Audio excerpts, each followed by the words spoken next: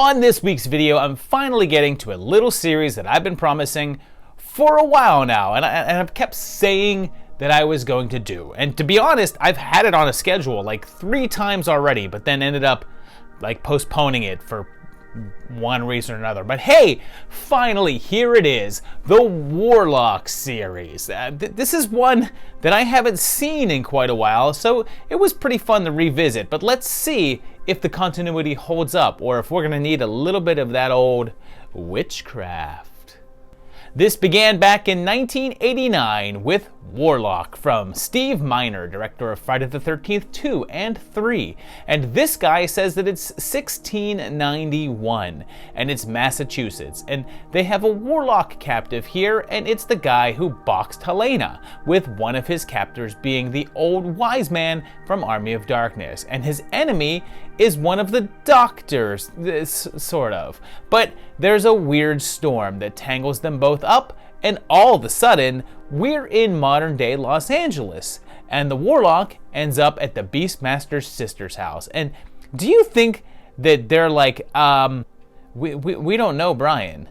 He finds this newspaper here that lets us know that we're set in March of 1988, and then the Warlock does his thing, and there's a calendar up on the wall of the police station, and it tells us that it's February, okay, and the days of the week do seem to line up with those from 1988, so that's definitely our date. And Cassandra makes a very important distinction. You said your roommate was gay. Not queer. Big difference. Can you... Is there? What the... Well, what is it? Calamity Jane shows up, and it turns out that Redfern traveled to the future as well and is on the hunt for the Warlock. And they're both looking for a book of evil called the Grand Grimoire, which a piece of happens to be at Cassandra's house. He ages her 20 years, and then he encounters the step-by-step kid and kills him in order to get his fat to make a flying potion, which is a sentence I never planned to say. They try to trap him using manacles that take away his powers, but he gets away, and Cassandra manages to reverse the aging spell.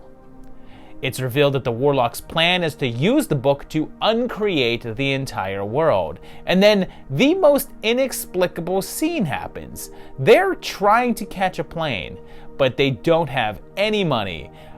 But they go to buy a ticket and it's $500 some, so they try to use a credit card. When the ticketing agent isn't looking, Cassandra unplugs the machine, and then when the attendant comes back, she's like, oh no, the computers are down, and then I guess just like gives them tickets. Like, oh well, I guess I can't charge you, so go ahead and just get on the plane. I mean, if the computers are down, how would she even give them tickets? If it's just the charge machine is down, why not just use one of the other terminals? How gullible is that airport employee? And then how about this for airport security? And I know this is pre 9/11 and all, but he gets on the plane with this. Can I take that for you? Over my rotting corpse. Family heirloom. Not suspicious at all. Nothing to see here. They find the final book pages in Redfern's grave being held by his own corpse, which has to be a bit traumatic to see.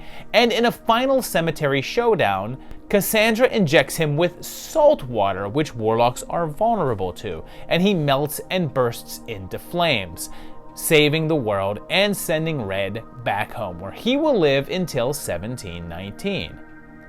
Quick note that the film was made in 1989 but didn't get released until 91, where it lost money at the box office. That didn't stop a sequel though, and in 1993 we got Warlock The Armageddon, which oddly skipped calling it Warlock 2. The opening tells us that every millennium the Druids have to prevent the birth of Satan's son, but Christian soldiers come in and kill them and take the runes. Hellraiser 3 Girl is here, and this was directed by Anthony Hickox, who also did that movie. And there's also Kenny here, who has an X-Men comic from 1992, so we're past that.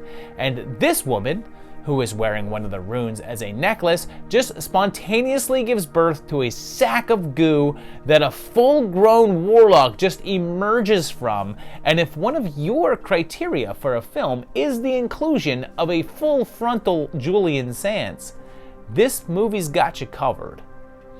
He has 6 days to collect all the stones and kills Billy Peltzer, and Commando Dude is here, and Norris, and Uncle Lewis. They realize that the warlock is reborn and shoot Kenny, but then restore him to life. Meanwhile, Worry hunts other runes, claiming to be Merlin, and runs across Joanna Pacula. And you also have Crispin's dad as the local priest. Then there's Michu showing up playing an old psychic woman? And in case you haven't noticed quite yet, but there's really nothing here to connect this to the last one, and that was their goal going in. With the exception of the inclusion of Julian Sands as the warlock character, there's no connections to anything. You can view this as a new warlock if you want, who simply looks like the first one.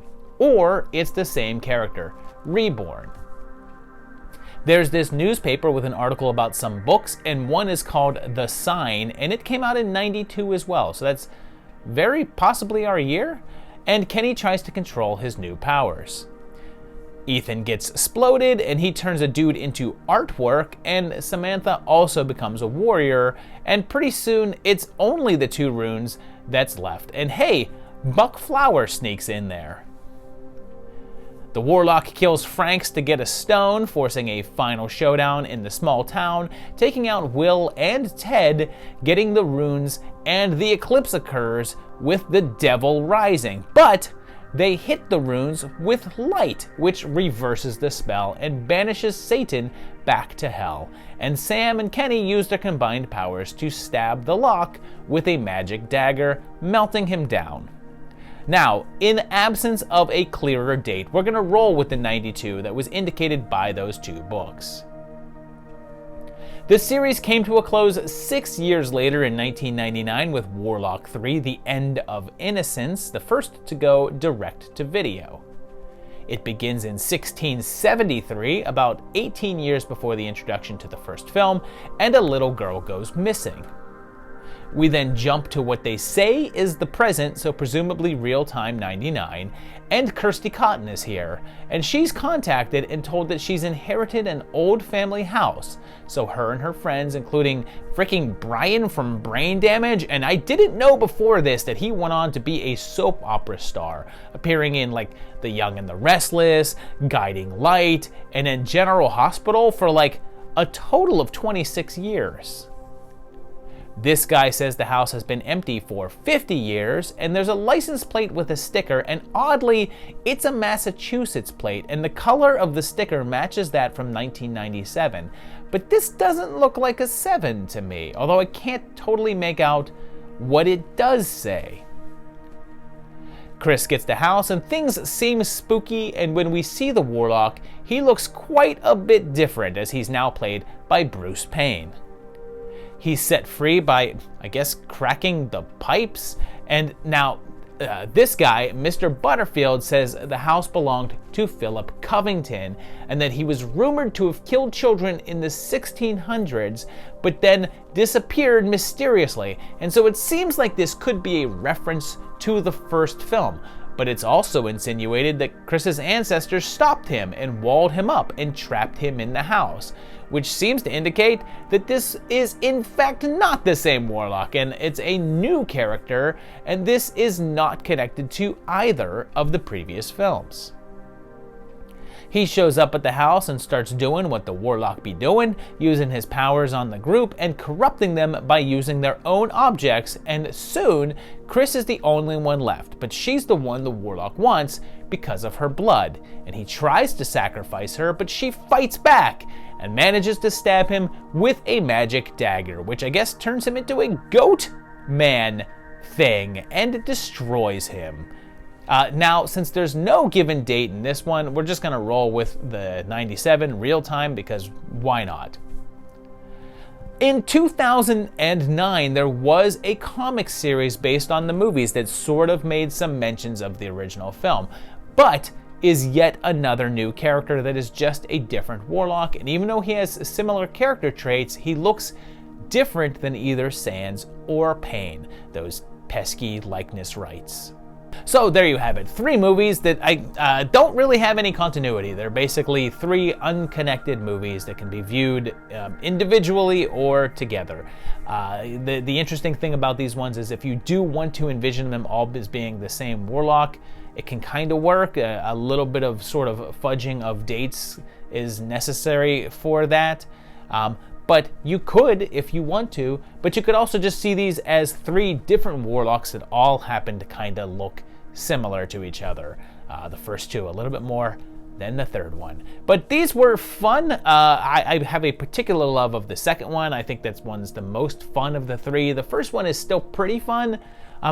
It's not as good as the second one, but it's still a damn fine film and a lot of fun to watch. I enjoyed it. The third one is kind of typical straight-to-video stuff from that era. It's certainly not a terrible movie, but it's not great either. You could probably skip that one, but if you watch it, you won't be mad.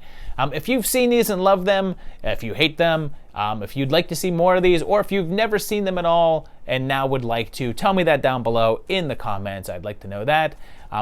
Kick the like button if you enjoyed this video. Hit the subscribe button if you like what you see on the channel. And if you think about it, go to my Patreon page at patreon.com/movietimelines. I'd appreciate that. These guys are my patrons, and they are fantastic for continuing to support me. And you can also do that just by keep on watching the channel and share it out to your friends. Thanks very much, and I will see you very, very shortly for another great video. Thanks a lot, guys, and bye-bye.